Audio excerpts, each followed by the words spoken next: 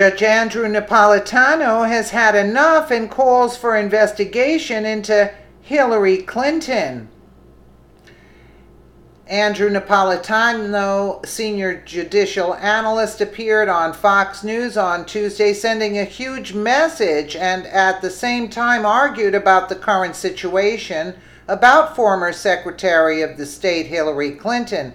He just has had enough of everything and said that the Department of Justice should pick up where FBI left off in Clinton investigation on the Uranium One deal and 2016 Democratic presidential nominee Hillary Clinton's involvement while she was Secretary of State.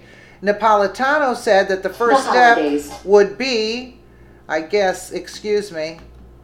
Napolitano said that the first step would be to collect all the evidence to a grand jury and to determine if there was enough proof of Hillary Clinton to be indicted.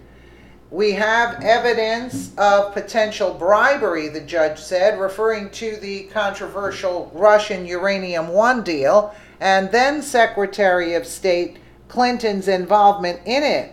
Republicans have largely decried the deal, especially as some investors reportedly donated millions of dollars to the Clinton Foundation.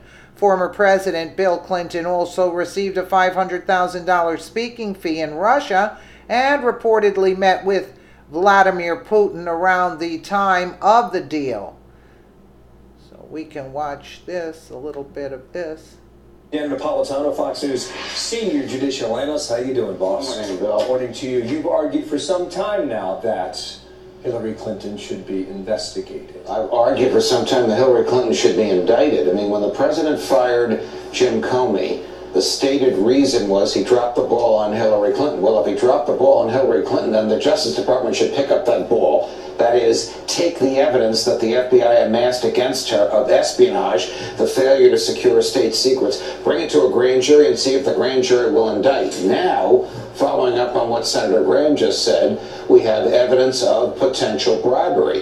The delivery of, you ready for this number? $148 million in bundled donations to the Clinton Foundation and the giving of $500,000 to Bill Clinton to give a speech in Moscow at the same time that Mrs. Clinton, with 8 others in the government, had to decide whether or not this company called Uranium One could purchase 25% of a uranium mine in Utah. Significance? Uranium One is owned by the Kremlin.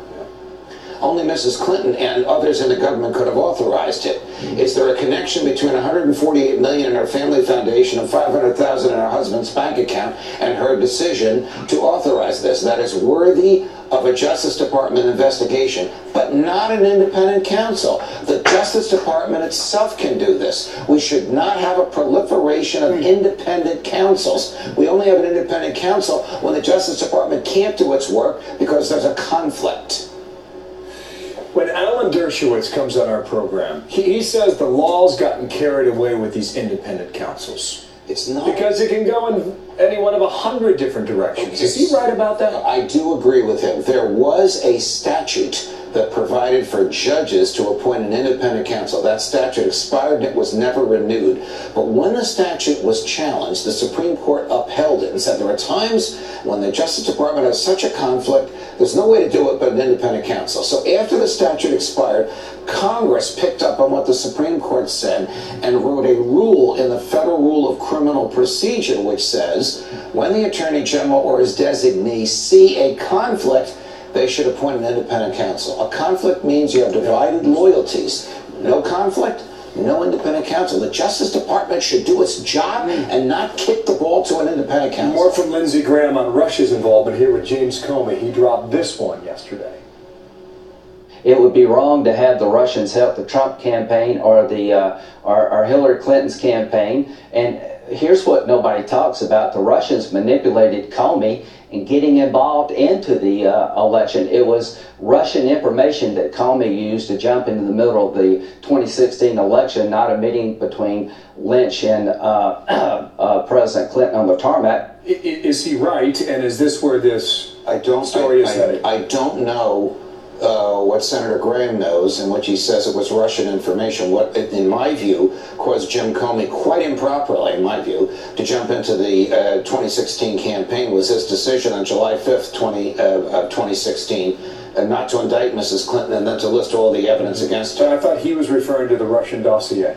Well, the Russian dossier, as far as I know, was not acted upon by the FBI until after the election, when Jim Comey decided to reveal it to the president-elect, so he didn't hear about it in the news first. Quickly, and this is a big topic, but I want to get it on. The Paradise Papers, what do they tell us and what's important? They tell us that there's no secrecy or privacy in the world anymore, even when you're very rich and you pay a lot of money for secrecy and privacy.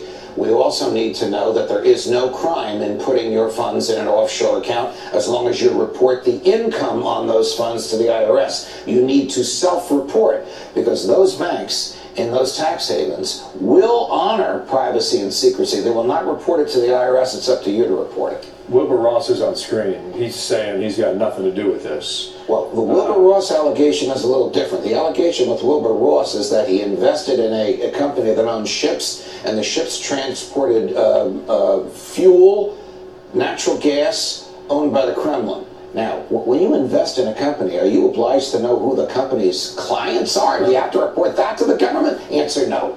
So there's a little bit of a political kerfuffle here. He has nothing to worry about legally from what we saw. The Queen's involved in these papers, right? Paradise Papers? Yes. The Queen? Yes. The Queen, who once lambasted the idea of these offshore accounts, is using them.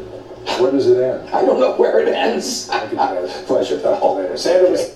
It ends with her going to prison. That's where it ends. But again, did you see what they're saying? The Russians did the dossier. Yeah, the Russians, but it wasn't Vladimir Putin. It was Hillary paying the company to get all the dirt. This has nothing to do with Russia. And they keep spewing the same crap that the Russians hacked. The Russians didn't hack crap. It was Seth Rich that let these things out to WikiLeaks. It wasn't the Russians. Even WikiLeaks said it's not the Russians. Give me a break. These people are like continuously going around in a circle. Let me know what you guys think in the comments below. And again, thank you so much for watching.